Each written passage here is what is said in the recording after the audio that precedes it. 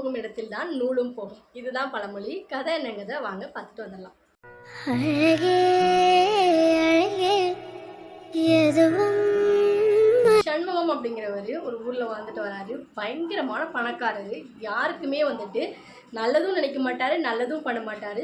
தற்பெருமே அதிகமாக இருப்பார். பணங்கிறது அவர்கிட்ட கொட்டி கிடக்குங்கிறதுனால பணத்தால் என்னனாலும் பண்ணிடலாம் அப்படிங்கிற ஒரு குணம் படைத்த ஒரு மனிதர். அதே ஊரில் ஒரு தையல்காரர் வாழ்ந்து வராரு. ரொம்ப ஏழ்மையான தையல்காரர், நேர்மையானவர் கூட. என்ன பண்ணுவார்னா, அவர்கிட்ட வர ஒவ்வொரு துணிகளையும் பார்த்து பார்த்து தைப்பார். துணி தைக்க வரவங்ககிட்ட ரொம்ப மரியாதையாகவும் ரொம்ப அன்பாகவும் பாசத்தோடவும் நடந்துக்கிடுவார்.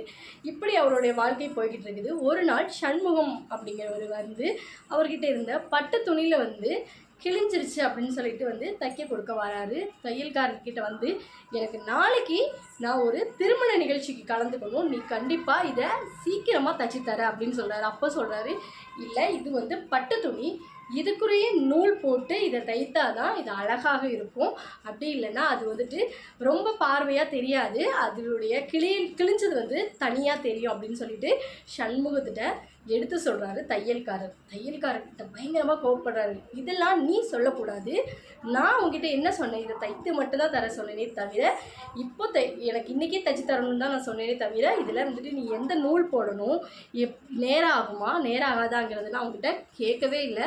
எனக்கு நாளைக்கு திருமண நிகழ்ச்சியில் கலந்துக்கணும், நீ இன்றைக்கி இதை தைத்து தரணும் அப்படின்னு சொல்கிறார். இப்போ தையல்காரர் சொல்கிறார், இவருக்கு பாடம் கண்டிப்பாக உணர்த்த வேண்டும். காலத்தோடைய அருமையையும் மனுஷங்களுடைய திறமையை இவருக்கு கண்டிப்பாக உணர்த்தணும் அப்படின்னு சொல்லிட்டு என்ன சொல்கிறாரு, பரவாயில்ல ஐயா, நான் தைத்து தருகிறேன், அதில் எந்த குறையாது வந்தால் நீங்கள் என்ன சொல்லக்கூடாது, எந்த ஒரு கேள்வியும் கேட்கக்கூடாது அப்படின்னு சொல்கிறாரு.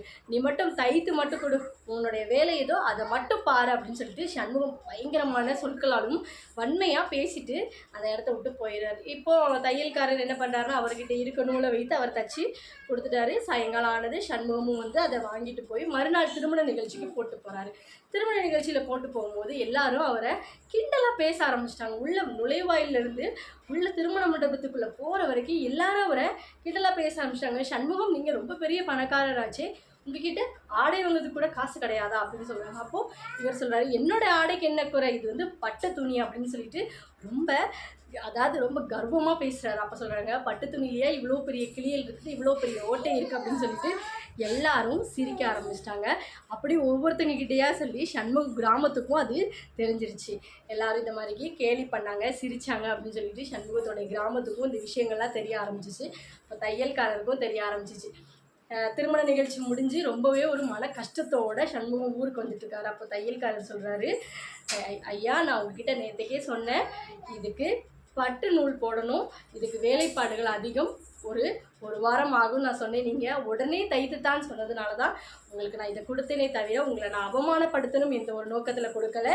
இருந்தாலும் என் மேலே தப்பு தான், ஆனால் நான் எவ்வளவோ உங்ககிட்ட எடுத்து சொல்லி நீங்கள் கேட்கல அப்படின்னு சொன்னாங்க. அப்போது அந்த சண்முகம் தன்னுடைய ஆசை, பணத்தோட திமிரு வச்சு நடந்துக்கிட்டதை நினச்சி ரொம்பவே வருத்தப்படுறாங்க.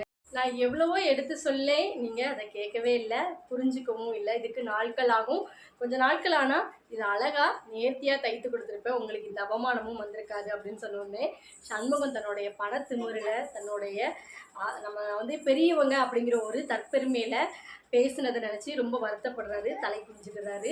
இனி இதை திருத்திக்கணும் அப்படின்னு சொல்லிட்டு அவர் மனசுக்குள்ளே ஒரு முடிவு எடுத்துக்கிறாரு. ஆமாம், நம்ம வாழ்க்கையிலையும் நிறைய பேர் கடந்து போயிருக்கோம். அவங்க வந்துட்டு நம்மளை கேவலப்படுத்துகிற மாதிரியும் நிறைய நடந்திருப்பாங்க. ஆனால் வந்துட்டு நம்ம அதெல்லாம் ஒரு இதாகவே எடுத்துக்கவே கூடாது. அதை ஒரு விஷயமாகவே எடுத்துக்காமல் நம்ம நகர்த்து போயிட்டே இருக்கணும். காலம் அவங்களுக்கு கண்டிப்பாக ஒரு பதில் சொல்லுங்கள். இந்த மாதிரி பழமொழிக்கான கதைகளை பார்க்க நம்ம சேனலை மறக்காமல் சப்ஸ்கிரைப் பண்ணி வச்சுக்கோங்க. அடுத்து ஒரு கதையில் பார்க்கலாம்.